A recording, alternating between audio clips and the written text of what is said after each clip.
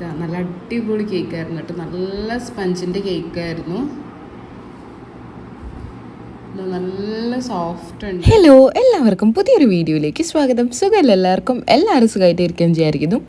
അപ്പോൾ ഇന്നൊരു കേക്കിൻ്റെ റെസിപ്പി കേട്ടോ. കുറേ നാളായി കേക്ക് ചെയ്തിട്ട്. അപ്പോൾ ഇന്നൊരു സിമ്പിൾ കേക്കിൻ്റെ റെസിപ്പി ചെയ്യാമെന്ന് വിചാരിച്ചു. അപ്പോൾ ആദ്യം തന്നെ ഞാൻ എല്ലാവരോടും പറയുന്ന പോലെ തന്നെ നമ്മൾ ബട്ടർ പേപ്പർ കൊണ്ട് നമ്മൾ ടിന്ന് സെറ്റ് ചെയ്ത് വെക്കണം. ആദ്യം ചെയ്യേണ്ടത് അതാണ്. വേറൊന്നും ആദ്യം ചെയ്യേണ്ട. ആദ്യം ഇത് ചെയ്തിട്ട് അപ്പം തന്നെ നമുക്ക് സ്റ്റവ് ടോപ്പിലേക്ക് കയറ്റേണ്ടതാണ് ഈ ബേക്ക് ചെയ്യേണ്ടത്. അതുകൊണ്ടാണ് ആദ്യം അത് ചെയ്ത് വെക്കുന്നത്. നമ്മൾ ഏതൊരു ബേക്ക് ചെയ്യുന്നതും എപ്പോഴും ബേക്ക് സ്റ്റാർട്ട് ചെയ്യുമ്പോഴും ആദ്യം ചെയ്ത് വെക്കേണ്ട ഫസ്റ്റ് കാര്യമാണ് ഇത്. അപ്പോൾ ഇത് പാച്ച്മെൻറ്റ് പേപ്പർ, ഞാൻ ഇത് ബട്ടർ പേപ്പർ അത് ഇങ്ങനെ മുറിച്ച് വെച്ചിട്ടുണ്ട്. എന്നിട്ട് അതിലേക്ക് കുറച്ച് ഓയിൽ തടവിയിട്ടുണ്ട്. നമ്മൾ എപ്പോഴും കേക്ക് ആക്കുമ്പോൾ കോക്കനട്ട് ഓയിലിൻ്റെ പകരം നോർമൽ സൺഫ്ലവർ ഓയിലോ വേറെ ഏതെങ്കിലും ഓയിലാണ് യൂസ് ചെയ്യേണ്ടത്. കോക്കനട്ട് ഓയിൽ യൂസ് ചെയ്യാൻ പാടില്ല. അപ്പോൾ ഇതാ ഓയിൽ എടുത്തിട്ടുണ്ട്. ഞാൻ സൺഫ്ലവർ ഓയിലാണ് എടുത്തത് കേട്ടോ. എനിക്ക് എപ്പോഴും കേക്ക് ഉണ്ടാക്കുമ്പോൾ ആ ഒരു ഓയിലാണ് ടേസ്റ്റ് കൂടുതൽ തോന്നാറ്. വേറെ ഒരുപാട് ഓയിൽസ് ഉണ്ട്, പക്ഷെ അതൊന്നും എനിക്ക് വലിയ ഇഷ്ടമല്ല. അപ്പം സൺഫ്ലവർ ഓയിലാണ് എടുത്തത്. അപ്പോൾ ആദ്യം തന്നെ അത് ടിന്ന് സെറ്റ് ചെയ്ത് വെച്ചു. ഇനി നമുക്ക് ബേക്ക് ചെയ്യാൻ വേണ്ടിയിട്ട് ബാക്കിയുള്ള കുറച്ച് സാധനങ്ങൾ ഉണ്ടാവുമല്ലോ. അതായത് ബേക്കിങ്ങിന് ആവശ്യമുള്ളത് മൈദ, പഞ്ചസാര, ഓയിൽ, പിന്നെ വേറെ കുറച്ച് ഇങ്ങനത്തെ കപ്സ്, ഇതൊക്കെ നമ്മൾ അടുത്ത് വേണം, കയ്യെത്തുന്നിടത്ത് തന്നെ വേണം. ബേക്കിങ്ങിലെ മസ്റ്റായ കാര്യങ്ങളാണ്. എന്തുണ്ടാക്കും ബേക്കിങ്ങിൽ കേക്ക് എപ്പോഴും ബേക്ക് ചെയ്യുമ്പോൾ അടുത്തടുത്ത എല്ലാ സാധനങ്ങളും വേണം. കാരണം ഇതിലിങ്ങനെ ബബിൾസ് ഫോം ചെയ്യുക, അതിൻ്റെയൊക്കെ ടെക്സ്ചർ ഇങ്ങനെ പെട്ടെന്ന് മാറി വരുന്നത്. അതുകൊണ്ടാണ് നമ്മൾ ഇങ്ങനെ ടപ്പേന്ന് പറഞ്ഞിട്ട് കാര്യങ്ങൾ സ്പീഡാക്കി ചെയ്യുന്നത്. അപ്പോൾ ഇത് 4 മുട്ട കേട്ടോ ഞാൻ എടുത്തിരിക്കുന്നത്. കഴിഞ്ഞ പ്രാവശ്യം ഒരു കേക്ക് ഉണ്ടാക്കിയിട്ടുണ്ടായിരുന്നു. അപ്പോൾ അത് 2-3 മുട്ടേനൊക്കെ ഉണ്ടാക്കിയപ്പോഴത്തേക്ക് ഭയങ്കര ചെറുതായിപ്പോയി. അപ്പോൾ ഞാൻ വിചാരിച്ചു 4 മുട്ട എടുക്കാമെന്ന്. അതാവുമ്പോൾ കുറച്ച് ക്വാണ്ടിറ്റി ഉണ്ടാവുമല്ലോ. അപ്പോൾ ഇതാ 4 മുട്ട ഞാൻ എടുത്തിട്ടുണ്ട് കേട്ടോ ക്വാണ്ടിറ്റിക്ക് വേണ്ടിയിട്ട്. അപ്പോൾ അതനുസരിച്ച് നമുക്ക് മൈദ ഇടാം. പഞ്ചസാര ഞാൻ അത്ര ഇടരുത്, പക്ഷേ മൈദ അതനുസരിച്ചിട്ട് ഇട്ടാൽ മതി. ഇത് ബീറ്റ് എടുത്തിട്ട് നന്നായിട്ട് ബീറ്റ് ചെയ്യുന്നുണ്ട്. നല്ല ഫ്ലഫി ആവുന്നവരെ ബീറ്റ് ചെയ്യണം. ഇത് വെറുതെ അങ്ങ് ബീറ്റ് ചെയ്യുന്നത് കേട്ടോ. ഞാൻ കുറച്ച് നല്ലോണം ബീറ്റ് ചെയ്ത ശേഷം മാത്രമേ ഇതിലേക്ക് പഞ്ചസാരയും എല്ലാം ആഡ് ചെയ്യാറുള്ളൂ. നല്ലൊരു ഫ്ലഫിനെസ് വന്നാൽ മാത്രം. അല്ലെങ്കിൽ നമ്മളങ്ങ് പഞ്ചസാര ഇട്ട് ബീറ്റ് ചെയ്യുമ്പോൾ എനിക്കൊരു സുഖം കിട്ടാറില്ല. അപ്പം ഞാൻ ആദ്യം ഉപ്പിട്ടിട്ടാണ് ബീറ്റ് ചെയ്യാറ് കേട്ടോ. ഉപ്പ് ലേശം നമ്മൾ പൊടിക്ക് ഉപ്പിടും, എന്നിട്ട് നന്നായിട്ട് ബീറ്റ് ചെയ്തെടുക്കും. അത്യാവശ്യം നന്നായിട്ട് ബീറ്റ് ചെയ്ത ശേഷം കുറച്ച് ഫ്ലഫിനെസ് വരുമ്പോൾ ഞാൻ പഞ്ചസാര ആഡ് ചെയ്യുക. പഞ്ചസാര ആഡ് ചെയ്തിട്ട് നന്നായിട്ട് ബീറ്റ് ചെയ്യാം. നമുക്ക് പൊടിച്ച പഞ്ചസാര ആഡ് ചെയ്യാം, അല്ലെങ്കിൽ ഇതുപോലെ ഗ്രാന്യൂൾസ് പോലത്തെ പഞ്ചസാരയും ആഡ് ചെയ്യാം.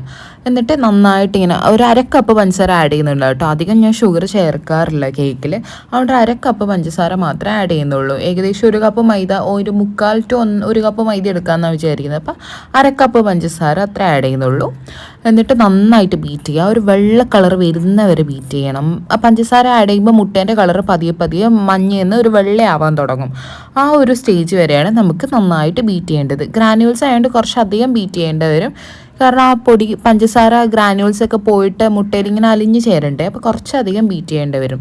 സ്പീഡ് എപ്പോഴും 1-ൽ തന്നെ ഇട്ടാൽ മതി. ഞാൻ അധികം സ്പീഡ് കൂട്ടിയിട്ട് ഞാൻ അങ്ങനെ ബീറ്റ് ചെയ്യാറില്ല. സ്പീഡ് കൂട്ടി കൊണ്ടുവരണം എന്നാണ്. പക്ഷേ ഞാൻ ആ ഒരു 1-ൽ തന്നെ ക്ഷമയോടെ നല്ല വൃത്തിക്ക് ഇതിങ്ങനെ ബീറ്റ് ചെയ്തെടുക്കും. ഇപ്പം തന്നെ ആ മഞ്ഞ കളർ പോയിട്ട് ഇതാ വെള്ള കളർ മാറുന്നത് നിങ്ങൾക്ക് കാണാൻ പറ്റുമായിരിക്കും. അത്യാവശ്യം കളർ മാറി വരുന്നുണ്ട്. ഈ ഒരു സമയം നമുക്ക് വാനില എസൻസ് ആഡ് ചെയ്യാം. അത് 2 ടീസ്പൂണാണ് ഞാൻ ആഡ് ചെയ്യുന്നത്. അതിനുശേഷം കുറച്ചും കൂടെ നന്നായിട്ട് ബീറ്റ് ചെയ്യുക. വാനില എസൻസും കൂടെ ആ ഒരു മിക്സ്ചറിലേക്ക് നന്നായിട്ട് യോജിക്കട്ടെ. അതുവരെ നമുക്കൊന്ന് ബീറ്റ് ചെയ്തെടുക്കാം.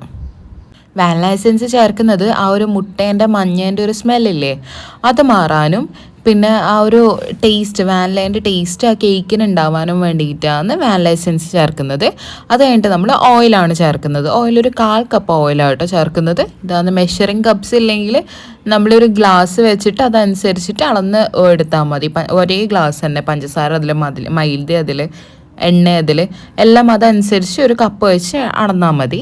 അപ്പം ഞാൻ ഇത് 1/4 കപ്പ് ഓയിലാണ് ഇതിപ്പോൾ ആഡ് ചെയ്തിരിക്കുന്നത്. ഓയിൽ ആഡ് ചെയ്ത ശേഷം ഓവർ ബീറ്റ് ചെയ്യാൻ പാടില്ല.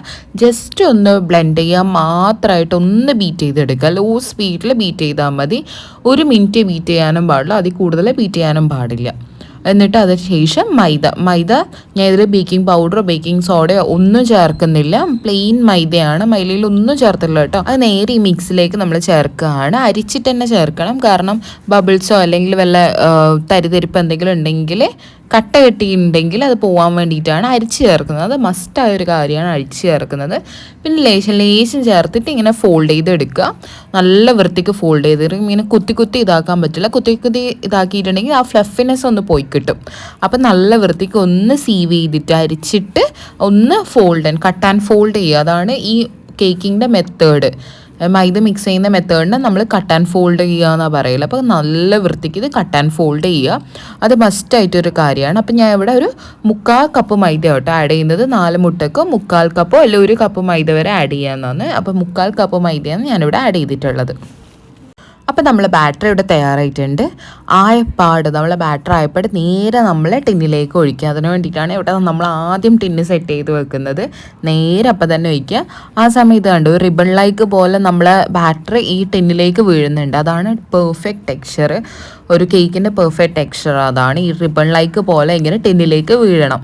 എന്നിട്ട് നമ്മൾ ജസ്റ്റ് ഒന്ന് ടാപ്പ് ചെയ്ത് കൊടുക്കുക. ബബിൾസൊക്കെ ഒന്ന് പോകാൻ വേണ്ടിയിട്ടാണ്.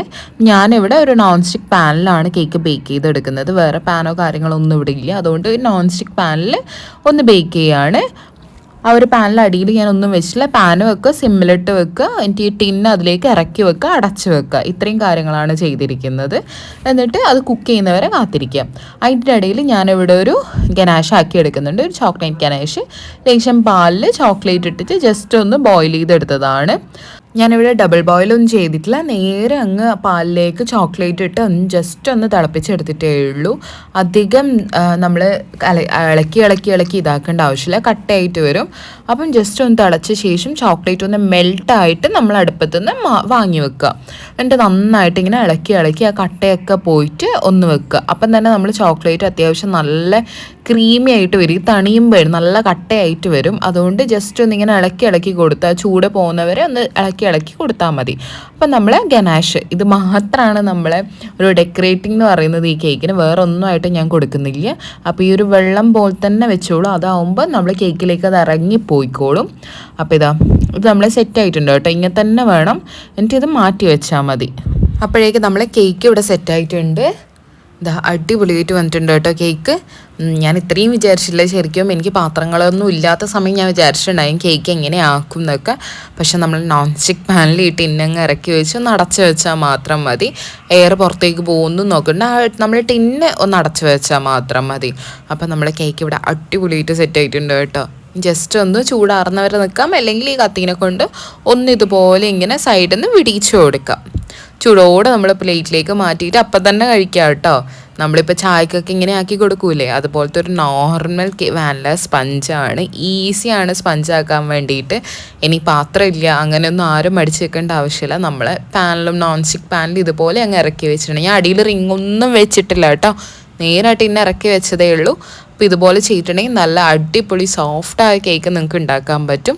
ഇതാ കേക്ക് എടുക്കുമ്പോൾ തന്നെ നമുക്ക് മനസ്സിലായിട്ടുണ്ട് നല്ല അടിപൊളിയായിട്ട് കിട്ടിയിട്ടുണ്ട് കേട്ടോ. നമ്മൾ ആ ബട്ടർ പേപ്പർ വെച്ചുകൊണ്ട് അടിക്കൊന്നും പിടിച്ചിട്ടുണ്ടായിരുന്നില്ല. ഇതാ നല്ല സോഫ്റ്റാണ്, നല്ല ചൂടുമാണ്. ശരിക്കും ചൂടുള്ള സമയത്ത് ഇളക്കിയെടുക്കുകയൊന്നും ആവശ്യമില്ല. പക്ഷെ ഞാൻ ചൂടോടെ തന്നെ സിറപ്പ് ഒഴിക്കാമെന്ന് വിചാരിച്ചു കേട്ടോ. അങ്ങനെ നമ്മൾ കേക്കിലേക്ക് അങ്ങ് ഇറങ്ങി ചേരും. തൊടുമ്പോൾ തന്നെ മനസ്സിലാവുന്നുണ്ട് ഭയങ്കര സോഫ്റ്റാണ്. ഇനി ആ ചോക്ലേറ്റ് ഗനാഷ് ഇതിലേക്ക് അങ്ങ് ഒഴിക്കുക. ചൂടോടെ തന്നെ ഒഴിക്കുക. അങ്ങനെ ആകുമ്പോൾ നമ്മൾ ആ കേക്കിലേക്ക് നന്നായിട്ട് അങ്ങ് ഇറങ്ങിച്ചേരും.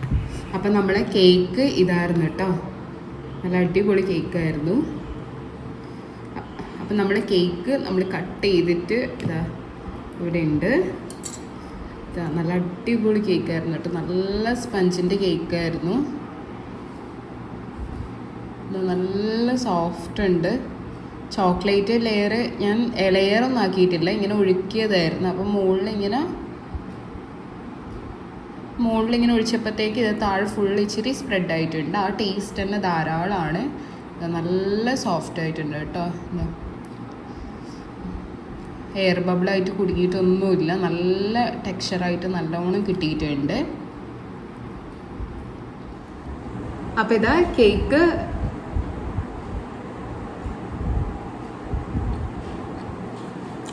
നല്ല അടിപൊളിയായിട്ടുണ്ട് കേട്ടോ.